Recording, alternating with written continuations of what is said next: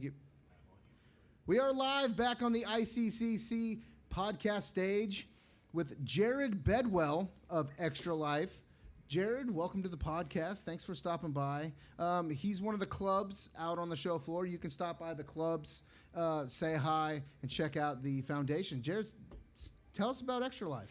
First off, thank you guys for having us on. Oh, no, you are always welcome. We had such a blast last year, 2 years ago. I keep saying last year like it was, but I've wanted to do the same thing, damn COVID. Yeah. But, we just time traveled straight from the moment and straight to now. I do appreciate what they are, how they're labeling that. This is the first convention in Nashville in the new timeline. Yes. This is Nashville's first ever We're new convention. 52. Yeah, exactly. Let's just reset everything. Our new 21. New 21. Yeah, let's not get sued by. Let's not get sued by DC. Don't sue us. Good call. But also want to thank Mike for all the work he's done putting this on with all the volunteers and sponsors. The amazing artwork by Kevin. You guys just had him on. I love that the club badge is Magneto, the whole Brotherhood club, Hellfire Club, and so I thought that was a good. His choices of where to put Mike's choices of where to put the art was perfect. Yeah, the press badge looks great. But yeah, we are over in the main stage room with the rest of the clubs. Out representing Extra Life, which is a charity organization centered around playing games to raise money for Children's Miracle Network hospitals. Now, our guild here locally in Nashville raises money for the Monroe Carroll Jr. Children's Hospital at Vanderbilt. Good charity.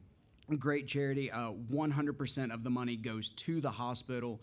It's not like we're trying to fund somebody's third vacation home or something like that. So the way that it works, it all started back in 2008 in honor of a little girl named Victoria Inman who lost her battle to leukemia. But while she was receiving her treatments and things like that, she kept getting video games donated to her so she could pass the time, and so after her passing, this group of people decided that they wanted to try to in her honor raise money to help these sick and injured kids however they could, and since its inception in 2008, over $70 million has been raised for Children's Miracle Network hospitals. 2008. That's amazing, man. Right? Congratulations. I think in 2018, they surpassed 100,000 registered heroes, as they refer to them, heroes for kids. And then it's just been blown out of the water since then, especially with the rise of things like Twitch and, Mixer, RIP.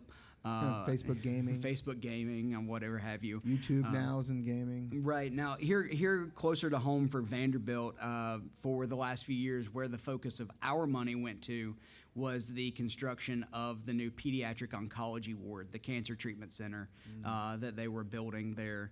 And so it's been a real big honor to know that we are a part of taking care of these kids and saving their lives. That's amazing. And so the way that it works is you simply sign up on the website, extra-life.org, and you register, and you can raise money for whatever CMN hospital of your choosing.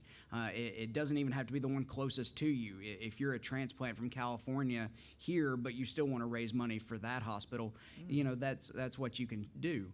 And then what we tend to do with conventions like this, which, by the way, I'm just so glad to be back at a convention. Me too, man. Doesn't it feel great? It is so nice, and the crowds have been so wonderful, and just like you guys were saying earlier, you can see the smiles under the masks. Their eyes are just lighting up, and so. Normally with conventions and things like this, what we try to do is raise awareness and have people join our ranks.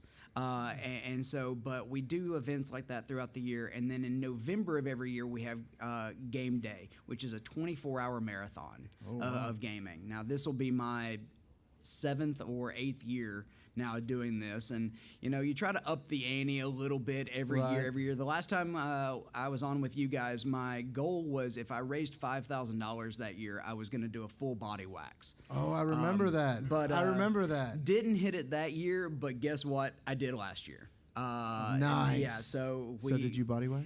I haven't yet because of the restrictions of everything, waiting for things to ease up. But I actually have an appointment in the next few weeks doing a full neck down body wax. I'm sorry, but I remember the last time I wanted the eyebrows. Yes, I thought twice about that. That's why I changed it when I didn't hit it that year, and so I tried to make it a little more reasonable because I know eyebrows don't like to grow back as easily. So. Didn't last year you had like a full beard? Like I did. So or last I did, and I did actually shave all that off that year. I hit the goal to where I would say I would shave the beard, the mustache, and up until recently I still had it. I grew it back and everything, and I actually decided I wanted to try to change something up. So I went to my 4-year-old daughter because she rules my house. Of course, with an iron fist. Yes, and her 2-year-old sister is not far behind. But I actually asked her permission if I could shave, and she's like, no, Daddy, why? And I'm like, well, I wear this mask all the time, and it really has messed up my beard. So I want to start fresh. And she's like, I'm like, it'll grow back. I promise. I'll leave the mustache. She said, it'll grow back. You promise? I'm like, yes, baby. It'll grow back. She's like, okay. And I bet you she said it in the most cute way possible. You sure it's gonna grow back? Daddy has sucker written across his forehead. So So the very next morning, I wake up and she looks at me. She said, "Is it growing back yet?" I'm like, it's getting there. That's and so cute. So we raise money throughout the year. We do our game day in November, and once restrictions are lifted and we can start actually meeting in person a lot more, we're hoping to grow our guild numbers here locally by taking advantage of some of the awesome places that Nashville has to offer. I mean, we've used Kung Fu Saloon. We want to go to the gaming terminal. Is that the new one that just opened up? Yeah, I want to go to there so bad. Yes, looking forward to that. It looks so good, but I'm like, just got second vaccinated. Let's pump the brakes. Yeah, but the more and more numbers, the better we are with herd immunity. Hopefully by May we'll be at 50%. Right, that would be incredible. But no, Extra Life has been such a great organization to be a part of. It's one of those where you can be comfortable doing what you feel comfortable doing. There is no pressure to perform outside of what you feel comfortable doing. We've had people that, obviously most of us play video games, but we've had tabletop, board game. That was going to be my next question. What kind of games can we play here to? Whatever you want to do. Normally during our 24-hour session, we actually do a tabletop block to where we do like a one-shot D&D. Actually said just one. Huh? Yeah. So last year... You said the magic word. So last year we actually did our 24 hours, and then the next weekend actually did a 15-hour one-shot session, and it's draining. Just when do you guys sleep? What's that? Well, you do have a daughter. I have two.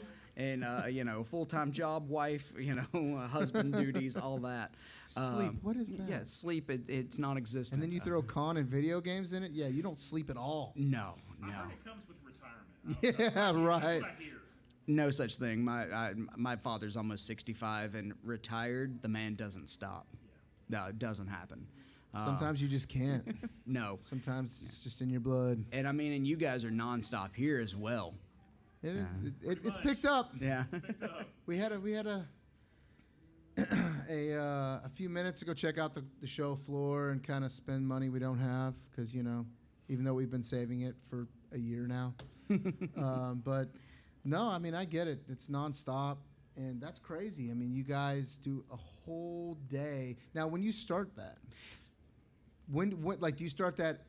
In like the middle of the night, or do you say from noon to noon? Or? So how's that work? It's one of those things, and thankfully this past year was better because we didn't have to contend with daylight saving. The last 5 years before that, daylight saving had always fallen on game day weekend, so it actually wound up being 25 hours. Oh. And there is nothing worse than reliving 2 o'clock a second time. That's when you hit the wall. And so, but normally we do like 10 to 10 or something like that. You try to find that balance between where you know your energy levels are going to peak and when people are going to feel like watching you the most.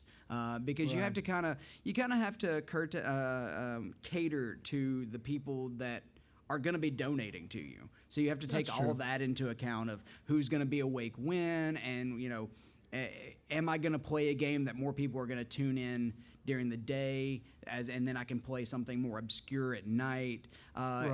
And then you have to figure out things like, how do I keep it lively during the day? How do I keep people donating? And so you have to come up with these incentives and benchmarks. So this past year I did donate $5 and I will karaoke any song that you tell me to.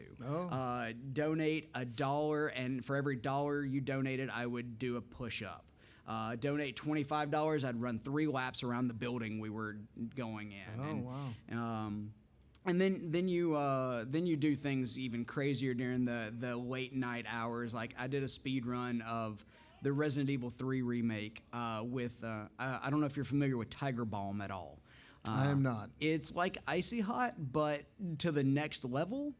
And I set the challenge out, every time I died, I would reapply it to a certain area. Okay, we're just going to leave it there. Certain area. We'll leave it there. Didn't die.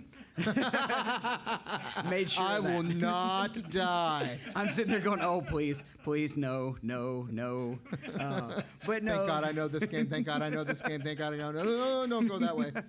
And so it's just about having fun and raising money for such a great cause. But it doesn't, like to your previous question, it doesn't just have to be video games. It can be board games. It can be tabletop. We've had people cook for 24 hours and live stream. So it's whatever passion that you have, as long as you have an email address and register with the website, you're good to go. So since you kind of dabble in the video game world, can you settle a bet for us? Yeah, I'll do my best. Would you consider video games a sport? Don't look at me like that, Jim. He's a professional. I am looking at you in that tone of voice. I'm going to throw this back, and I'm going to make this bet go even harder. Do you consider cheerleading a sport?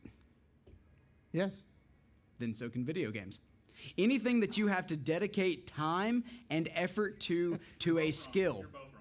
To a skill. Camera's still pointing at you, Jim. Yeah. I'm not panning to it. Damn it, we gave him control. I assume this is all coming out of the rise of the esports community. We had our first heated show, and that was the one. And I just, anytime I can throw a little jab at Jim, I take it slowly where I can. I think it's its own unique form. Now, I don't put it on the same level as like the Olympics, but I still think that you have to, in order to do it professionally, you have to dedicate the same amount of time, effort, and energy to hone your craft. So take that as you will. That, Jim? He's about to. We don't need any more guest questions. We don't need any more guests. So we want to thank you, Jarrad, for coming out. Throw your website one more time for the. I opened Pandora's box and I apologize.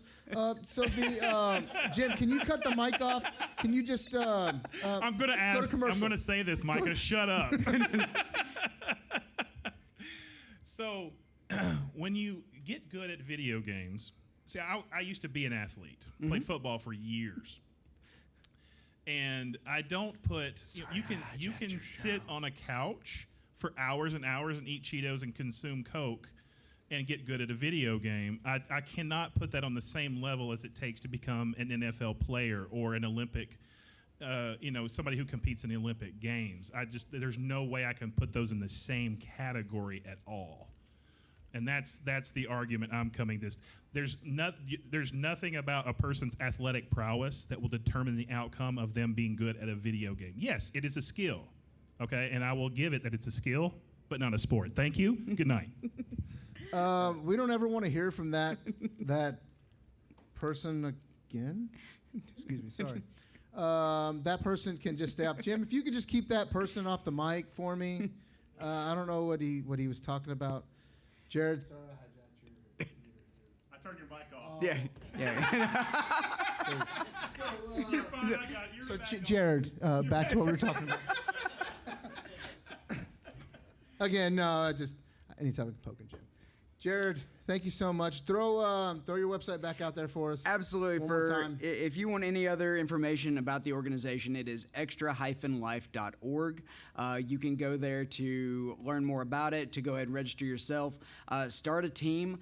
There are a lot of individuals that do it, but in these amazing times that we live in now, a lot of these companies are actually forming their own teams and their own I didn't think of that. because a lot of your major companies will also match donations. So if thankfully people like Dell and Microsoft, they start their own teams because they know their corporate backers will also want to. That's cool. I didn't think about that. And it looks good on paper for them too. Of course. So go there. We're over in the main stage. Come by. We've had such a great time already, and look forward to the rest of a great weekend.